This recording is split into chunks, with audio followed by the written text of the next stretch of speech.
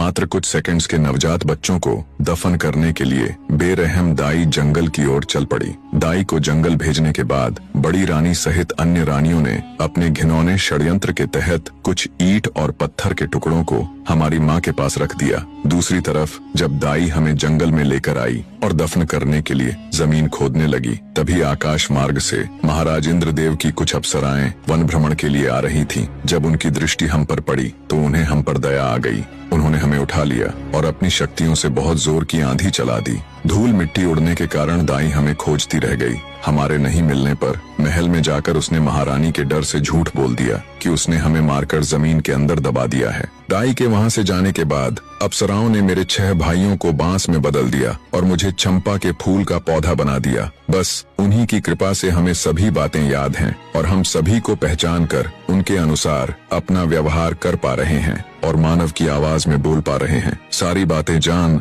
राजा सहित वहाँ मौजूद सभी लोग हैरान थे। रानी राजलक्ष्मी की आंखों से तो अश्रु रुकने का नाम ही नहीं ले रहे थे।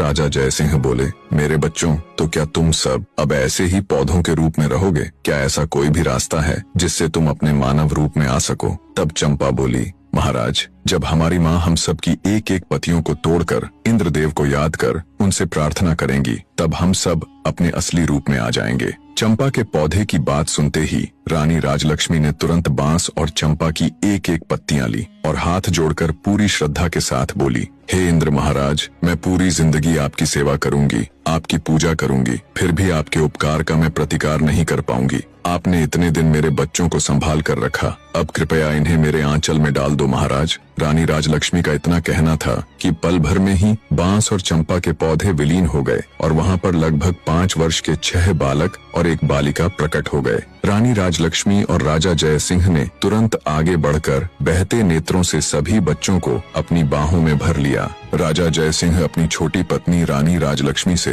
हाथ जोड़कर माफी मांगता है। वहाँ उपस्थित सभी राज दरबार व गांव के लोग स्तब्ध खड़े ये पूरा दृश्य देख रहे थे। सबकी आंखें नम थीं, शिवाय बड़ी रानियों के। ये सब देखकर उनके पैरों नीचे से तो जैसे धरती खत्म हो गई थी। राजा जयसिंह अपने सिपाहियों को आदेश देता है, पकड़ लो इन दुष्ट औरतों को और फांसी पर लटका दो। ये दुराचारिणी तो मानवता के नाम पर कलंक है। राजा की ये बात सुन रानी राजलक्ष्मी कहती है, महाराज, आज मेरे लिए मेरी जिंदगी का सबसे बड़ा दिन है। आज इतने बड़े खुशी के मौके पर मैं किसी के लिए इतना काला दिन नहीं लाना चाहती। मेरा आपसे अनुरोध है, आप इन सबको क्षमा कर दीजिए। राजा बोला, रानी, आपका हृदय बहुत विशाल है, पर इनके गुनाह को देखते हुए इन्हें क्षमादान तो नहीं दिया जा सकता, किंतु आपके अनुरोध पर मैं इन दुराचारिणियों को आजीवन कारावास की